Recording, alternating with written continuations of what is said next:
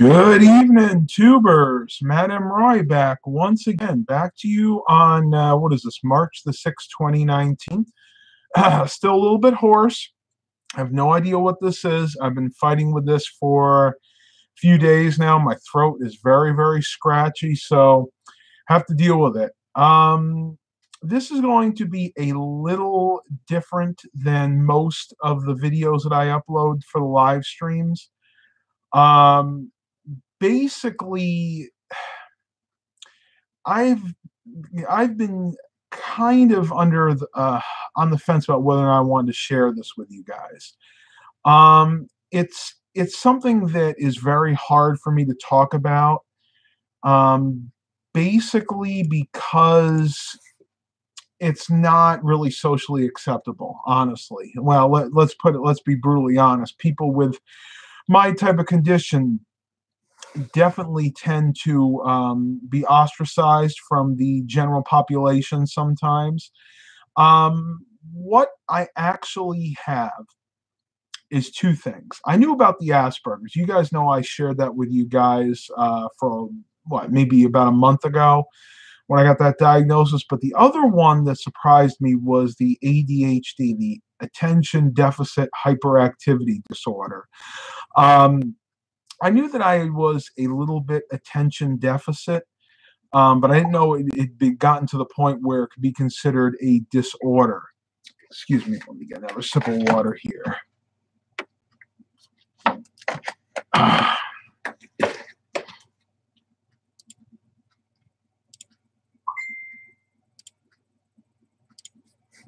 Sorry I have to put a lot of you guys in timeout. Apparently people cannot behave themselves, but you know what? We're going to press on. People will learn. They'll learn their lessons. But basically, I wanted to give you guys an idea of what I have to go through on a daily basis. And it's really hard to explain to people that don't deal with this. When I get up in the morning, I'm actually usually feeling pretty good. You know, I get up, I have my routines, because anybody that's on the autism spectrum anywhere has to have their routines. Usually I'll get up, literally wake up, and then I'll go ahead and pull one of my tablets over and I'll check for any messages. You know, usually I'll see if anybody messaged me about one of my many computers that I usually have for sale, and I'll go through my emails. And if that, once that's done, that might take me about 5 or 10 minutes, let's say. I'll actually get up out of bed and I'll go downstairs. And the first thing I do is get myself a cup of coffee, because as you guys know, I love my coffee. I need my coffee to keep myself going throughout the day. And I'll make some breakfast. And usually Dad will be down there. He'll be watching TV. And this is where the Asperger's syndrome and the ADHD come into play. He'll be asking me questions about, like, it could be something as simple as, what is your day going to be like today? And if he asks me that at the wrong time, say when I'm putting my bowl of oatmeal into the microwave, I may actually go ahead and spill it, because my brain goes from trying to concentrate putting that bowl in the microwave to trying to answer his question. And somebody with Asperger's, at least the type that I have, we're not very good at multitasking. So I can't really do two things at once. I can do one thing very, very well. But if you ask me to multitask, I get very frustrated. I get very distracted. And I also get very clumsy. And that's going to be what I'm going to talk about next, is the clumsiness. Not just physically, but in my words. Sometimes I don't know what to say or how to say it. And again, that all goes back to me having the Asperger's, being on the autism spectrum. Something as simple as unloading the car after a big haul. I have to really think carefully about how I pick things up. I remember the other day I was carrying in 2 different monitors, and I also had a bag of cords and various miscellaneous items. And I didn't situate it properly, and I actually dropped one of the monitors, and I scratched the screen. Now, for most people, it'd be like, well, why didn't you just take one monitor in the bag, or 2 monitors and leave the bag in the car and go on and make another trip? Well, my mind doesn't think that way. My mind thinks about doing something one way and just sticks to it and says, okay, that's what we're going to do. And hindsight is always 2020. If my mom was there, she might be able to give me a hint and say, okay, go ahead and just take the 2 monitors and come back for the bag. And I'd be like, oh, okay, yeah, that's a good idea. But she's not always there to do that. So I'm trying to give you an idea of what it's like having this type of condition, and the daily struggles I have to go through. Now, I'm going to give you guys a chance as we delve deeper into this to share your stories.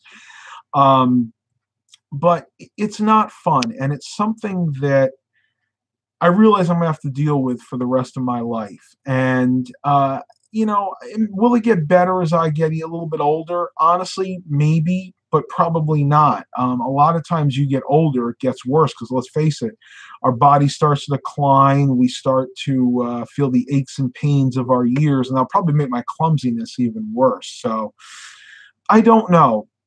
But ever since I got this diagnosis the other day, I wanted to at least share some of my thoughts on what I have to deal with on a daily basis.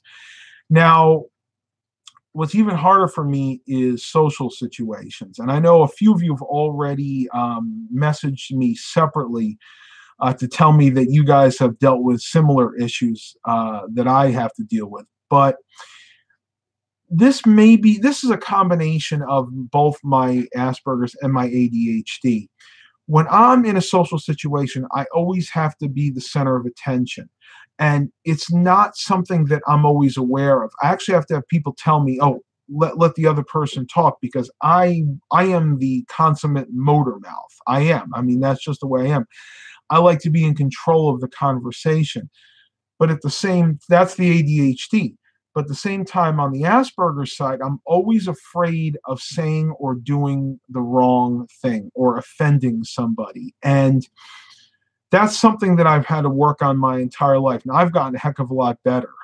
Years ago, I wouldn't even think about going to, say, a group luncheon or maybe an event at church because I would totally be afraid of what I would do or say. And I've kind of learned there are some exercises you can do, usually with a therapist, that help you out there. But at the end of the day, it's the only thing that can really help a lot of people, I think, are medications. And there are good medications you can take out there. Now, I'm not going to get into specifics of what I take or if I take any medications, but I will tell you this. I have taken medications in the past, and I've had a pretty torrid relationship with them. Most of them didn't work. The only one that actually worked somewhat for me was the good old Prozac, and that was because that actually calmed me down. That brought me down to a level where I felt more normal. I actually tried a few other ones. Lexapro was one. That one just made me tired.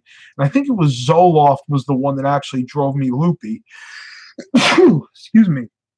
Zoloft actually drove me into the hospital with a nervous breakdown years ago.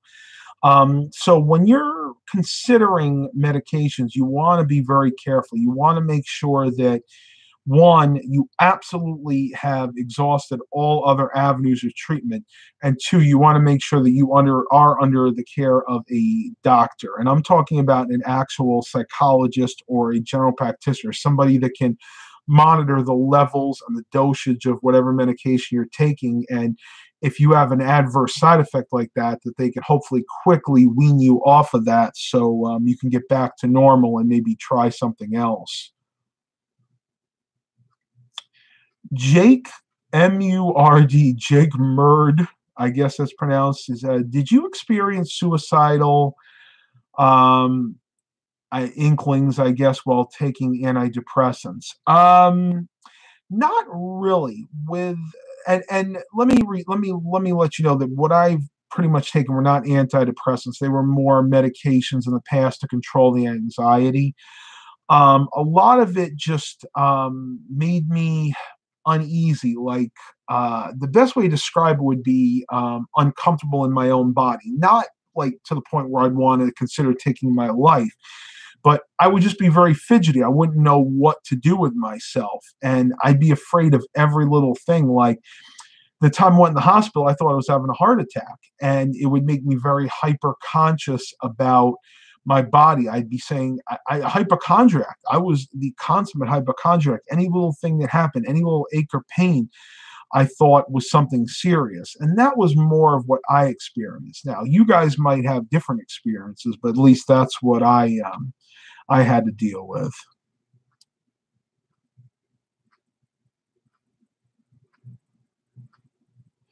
Mr. Jimmy says he also has the Asperger's syndrome, so he knows exactly what I'm going through.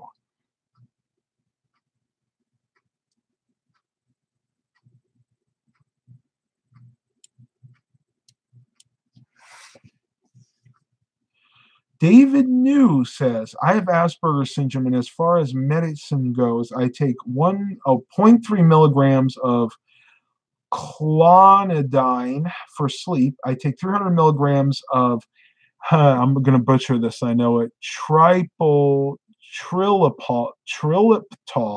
That's the best I can do for my mood, and that's all I take, and it works well. I mean, that's great. And medication is definitely something that a lot of people need. It just depends on how high you are on that Asperger's scale or the autism scale. Me, I've been on and off different medications. I will let you know that. I've tried many medications over the years, and I usually find that for me, they don't work. I think for me, therapy actually tends to work better than actual medications. But I'm not against trying other medications if I find something that would actually work.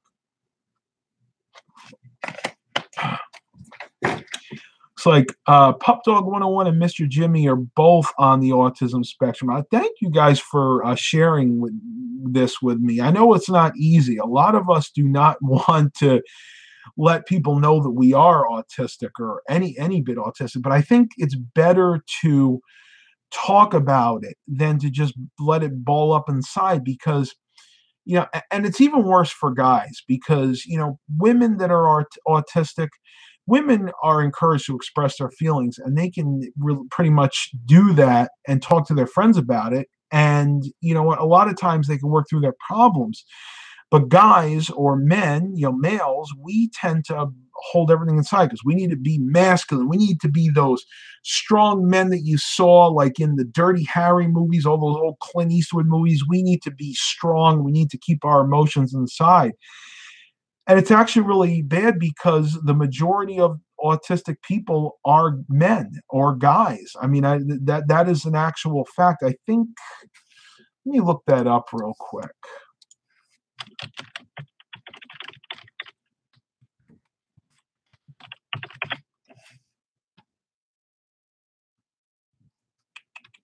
I'm going to see if I can pull this up for you guys real quick. One survey says they're 4-1 in favor of men. So basically that's 75% of the autistic people are men, 25% are women. And that was where was that? That was a Swedish study done in 1993. Another one done by the Hans Asperger's shows that no women or girls were affected by the syndrome as described by autistic psychotherapy. So the point here is there are much fewer women on the autism spectrum than men, and some studies actually say that there are no autistic women. It's interesting. I wonder. I'm not a scientist, but I wonder if our chromosomes have a lot to play with that.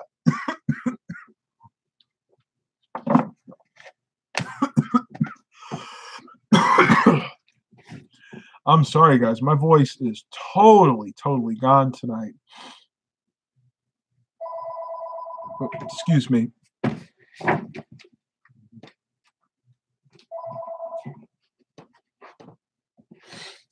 Though honestly, I don't necessarily believe that, because I've actually known quite a few women that I would consider being on the autism spectrum. So I don't know. Well, I think we've answered that question, Trader One Up. Yes, I am on the autism spectrum, albeit high functioning. Tyler writes, in our town, we have twin girls that both have severe autism, so it's not uncommon. Okay. I'm just going by the studies that I've read. And like I said, I'm looking them up here, and they're all over the place. There's another one here in 2015, a ratio of men to women. This was done by the National Autistic Society in adults, says that the ratio is more like 3 to 1. And the ratio of boys to girls that have it are 5 to 1. So again, it is all over the place. But the gist of this is there are significantly more male autistic people than there are female autistic people.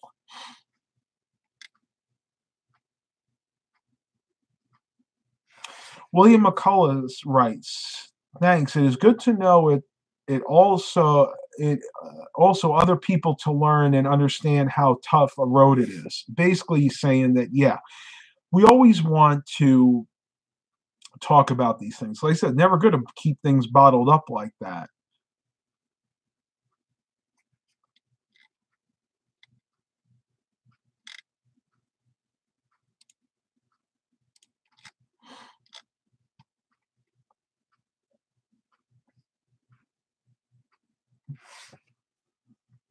Evan Kreerwanik wrote, "There's a girl in his class that's autistic." So yeah, again, it's not unheard of, but rare. Tyler writes, I got the mild one and can't handle public, but my cousin is 3 months older than me, and he's got the severe anger one that he can't take care of himself. It sucks he can't talk. Yeah, I've known a few people in my past, in my way past, that were like that. I think that everybody, to some extent, has autism, but most people, it's so insignificant that there's really no measure of it. But then when you get to somebody like me, if I had to give a percentage, 100% autism to 0%, I'm probably in between the 40 to 60% range for autistic. An average person that isn't even diagnosed with autism could be in the 10 to 20% range. So there's such a broad range of on the autism scale that it's very hard to get an actual diagnosis unless you go to a therapist and have them do the tests. And I wish I had the sheet with me, because they did a test for ADHD on top of my autism, and I scored very high on ADHD.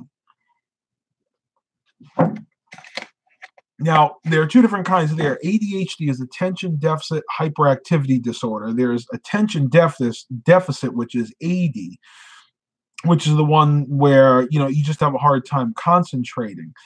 But I'm even worse than that. I'm the hyperactive one. Not only do I have a hard time concentrating, but I have to feel like I'm always moving or doing something. Very rarely can I just sit and lay in bed on a Sunday and listen to music. That would actually drive me crazy. I have to constantly do something, whether it's working on a computer, going to the thrift stores, maybe exercising. That's actually how I've been able to keep my diet or my lifestyle change and be able to lose all the weight, is because that's my thing. That is what I have been working towards. And being that I'm hyperactive, it makes it all better. I want to move around all the time. So in a way, it's actually helped me in the short term. Mm.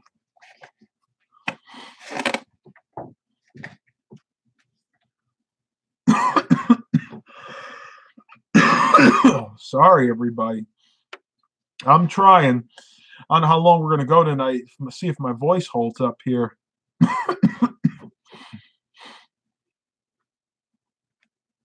Tyler goes, I just got diagnosed with ADHD now. Yep. See, so you're kind of in the same level as I am.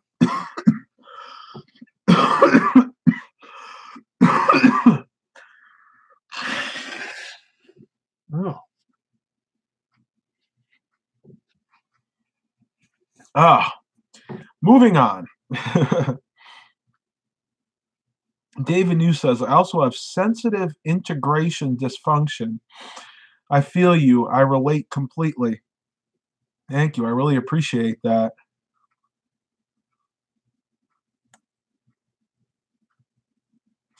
And Janelle's, I know who that is. ADD is now known as ADHD without hyperactive.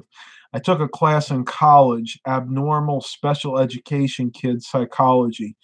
Interesting. I didn't know that one. Evan writes, I can't sit still with my ADHD. Yeah, same thing here. You see, even when I'm talking to you guys, I'm fidgeting with my thumb or I'm moving around trying to get a few more steps in for the night. That's why I said you always want to leave medication on the table because for a lot of people that is really the only option. Sonic Wang wrote, at what age did you find out you had it? Well, I actually just found out that I have ADHD, so 35. As for the Asperger's syndrome, I found that out about 6 months to a year ago. You have to remember, when I was young, they didn't know what Asperger's was. They barely knew what autism was. I grew up in the 90s. I'm basically a 90s kid. You know, I was born in the 80s, but I didn't really start going to school till the 90s. The best thing I could tell you to do is back then, they could diagnose you with something, whether it was attention deficit, like they knew what that was. But as for them to say, oh, he's autistic or he has Asperger's, it just wasn't a thing back then. They didn't know how to categorize us, and therefore they didn't even know how to really treat what we had back then. When I was really young, pre-middle school, I was in special classes. You know, I went into the special ed classes to try to help me because I did have the learning disabilities, and they helped to a point. But if I grew up just a decade later in the 2000s when they knew what Asperger's was, I would have had a whole bunch of different options open to me. I could have actually been in a class where they knew how to teach to kids with Asperger's, and I probably would have gotten a much better education. But I don't know, I guess I was born in the wrong decade.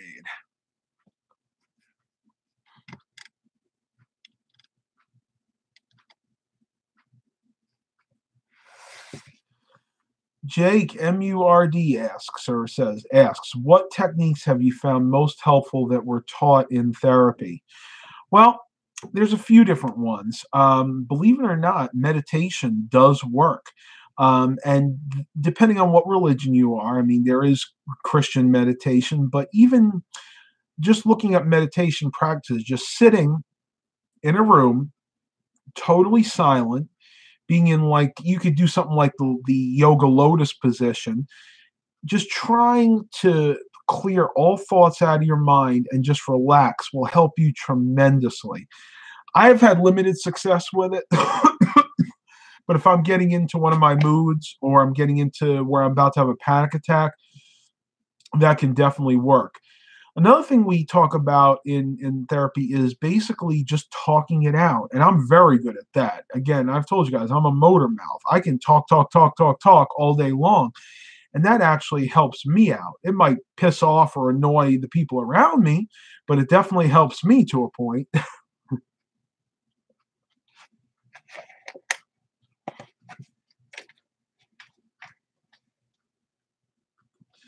Adam Whitaker says, I can't do my work and I don't like to talk to people.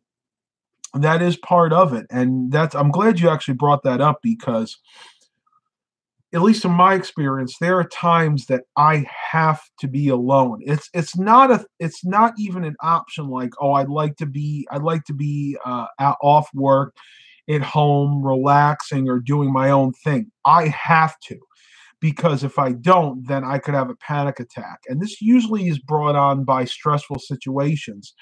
But it could be something as simple as me being in a group, going out to eat in a group, and somebody says something to me that is derogatory or something that I take offense to, and the conversation starts to get uncomfortable. And at that point, I get very uncomfortable. Whereas Another person who is not autistic would be able to shrug it off and say, "Oh, they're just being a jerk. We'll keep it. We'll keep going." My mind doesn't think that way. My mind is like, you've heard of the fight or flight. I'm always in flight mode. Like if somebody says the wrong thing to me or I think I offended somebody, I just want to flee from that situation. And that's unfortunately something I've had to deal with the Asperger's syndrome pretty much my entire life. Though when I was a kid, I just chalked it up to being immature. Now I realize it was due to the Asperger's, much less the ADHD.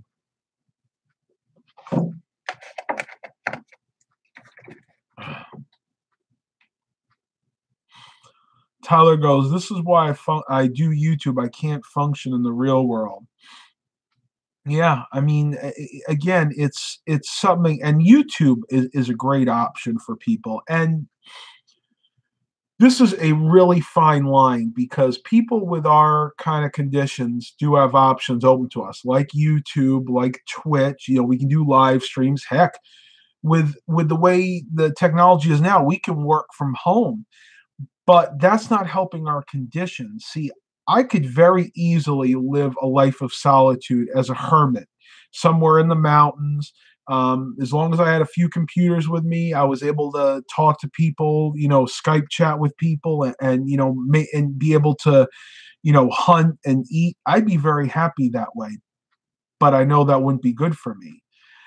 So I force myself to get out there. You guys know by the vlogs that I'm out in public. I'm talking with people. When I go to the thrift stores, I make friends with the managers usually.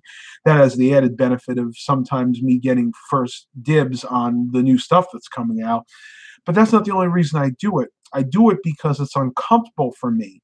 And it's something that I know I need to work on. And that's what you got to do. You have to get out of your comfort zone. I could sit here and rattle on technique after technique, but the true fact of the matter is you have to get out of your comfort zone. You have to try to meet people. As painful and as hard as it is for you guys to maybe do that, once you do it and you realize that it's not the end of the world, you'll be able to continue to do it and your life will get better. I can almost guarantee you that it will.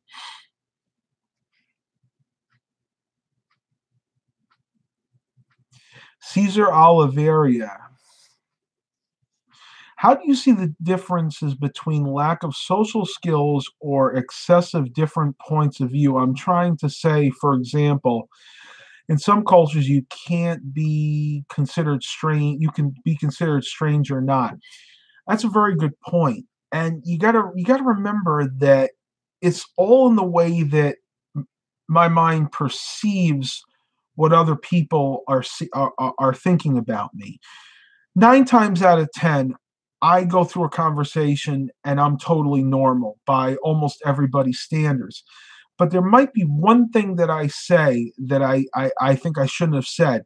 And at that point, my mind says, oh my gosh, you ruined this, Matt. You got to get out of there. They're going to hate you for saying that. That's just the way my mind works. And that's what I've had to deal with for many years.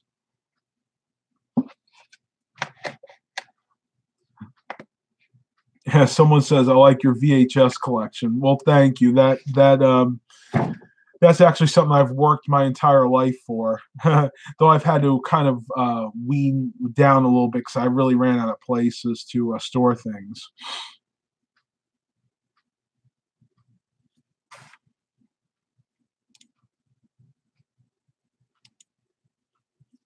Excuse me.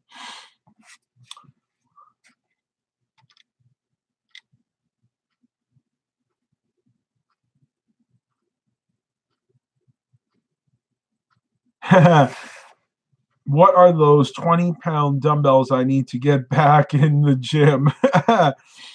Man, you don't even need to have those. You see the ones I have over there, those are 15-pounders. I usually use those 2 to 3 times a day. I do my reps, and I've started to actually build up a muscle. That was another thing I have. I have very weak upper body tone by nature, and ever since I started working out again, I've actually grown a lot more muscles, more than I've ever had in the past.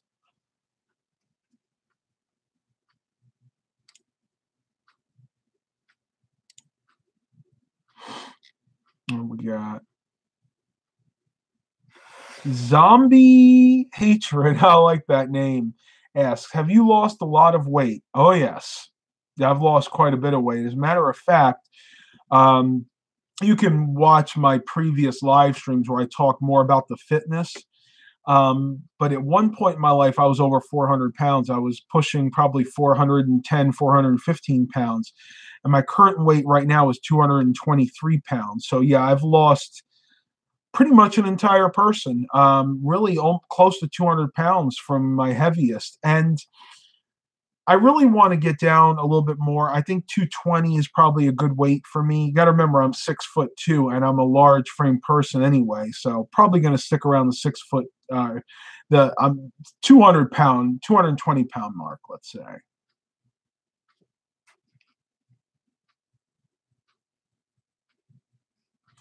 David News said, that's exactly what's funny. Time to slam one of those 15-pound dumbbells over the bully's head. Just one of a million ways a bully has karma for them. I got bullied relentlessly in school, as you guys could probably imagine. Being autistic, or in my case, having Asperger's, bullies find you being an easy target. But hey, I got my revenge a few times. I'm not going to get into any specifics, but there was this one guy that relentlessly bullied me throughout my first year in middle school. And I got so fed up with it, I actually took him one day in the cafeteria. I grabbed him by his neck and picked him up and held him there for about 10 seconds. And I didn't do any permanent damage, but let's just say he was hurting for the next few days, and he learned not to mess with me anymore. But I was always bigger than the other kids, so I was always afraid to do anything because I knew I could really hurt them if I wanted to, and I really didn't want to. I was a very passive person, still am to this day, to be honest with you.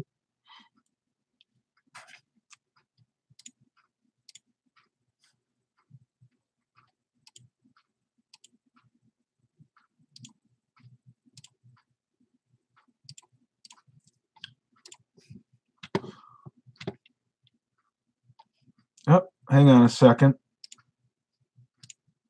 I don't know why I lost the chat for a minute. There we go. We got it back.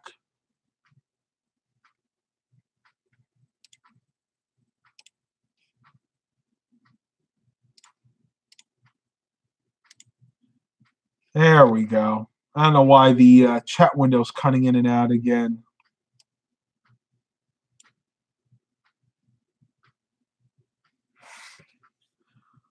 You shouldn't have been gentle. You could have gotten a GF, a girlfriend, I guess. I don't necessarily understand that one.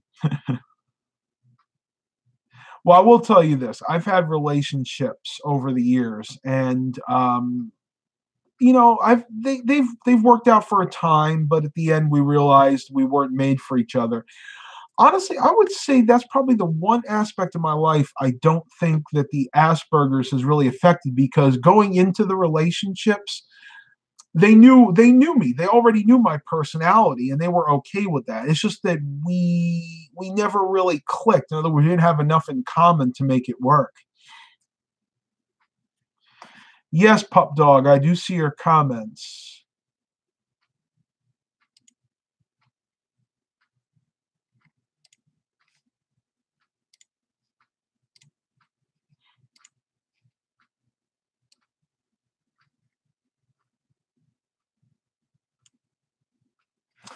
Mr. Jimmy says, look up Open Door Taking the Reins 2009 to see a documentary on the school. I am also in the video.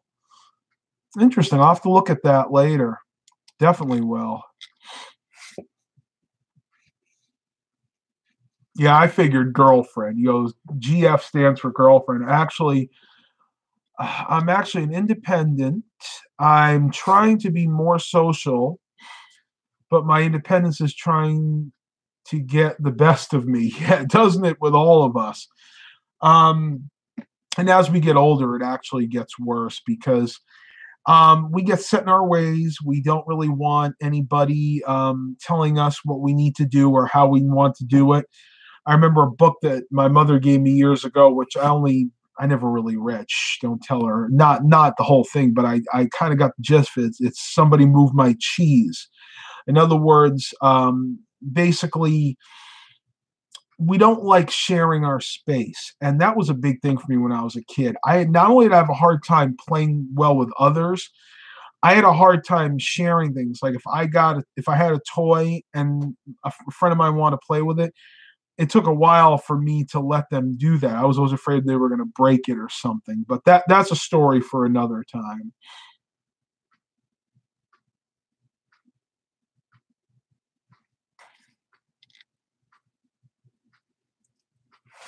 Tyler goes, I'm lucky I got a girlfriend that understands me because she has a friend that has autism, so it's not too bad. But are we perfect? No, no one is. That's true.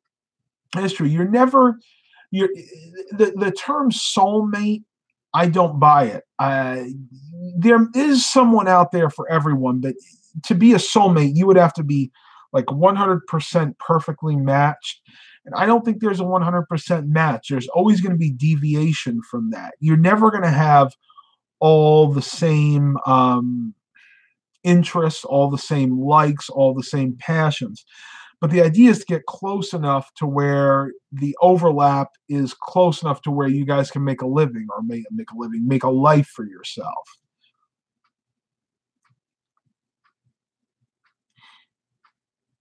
Yeah, nobody's perfect. That's absolutely right. Excuse me. Hope whatever this is goes away soon, so you don't have to hear me hacking and hitting the water jug every 5 minutes. Fox McCloud says, Scott, be patient. Everyone gets a girl, but you need to know how to communicate with them. That's true. Absolutely. Communication is key. Because when you start a relationship, the majority of them end because they didn't communicate their expectations. In other words, the guy didn't communicate something to the girl or vice versa. And yeah, that is definitely key in a relationship.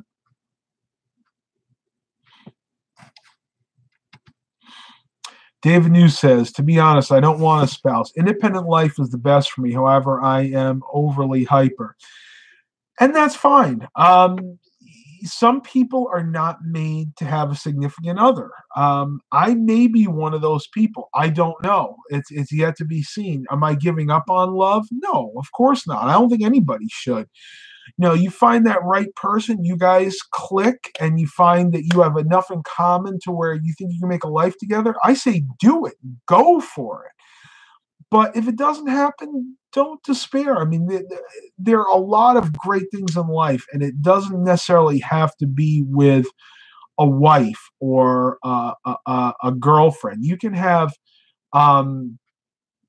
relationships with just close friends. I mean, that's really all you need for some people. But don't ever give up. There might be somebody out there for you. Paul Kane says, I am lucky. I met my wife in junior high and had 5 years to start dating.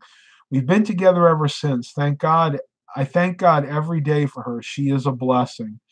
That's wonderful. When it can happen like that, it definitely is a blessing, even though it doesn't happen like that for the majority of us, unfortunately.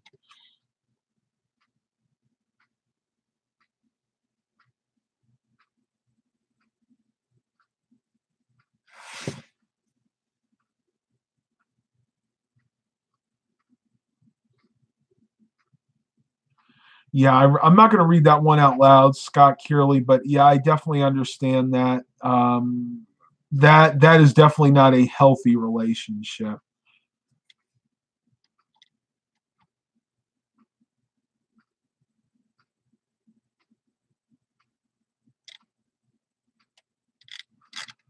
Ooh.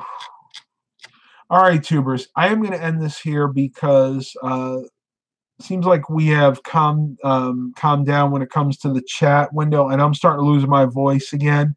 Hope you guys enjoyed this. Hope you got some good information here. I'm not an expert in the field, but I just wanted to share this with you. If you guys have any other questions, or if you liked these kind of videos, um, let me know in the comments later on. I'll go ahead and do more. Please continue to like and subscribe.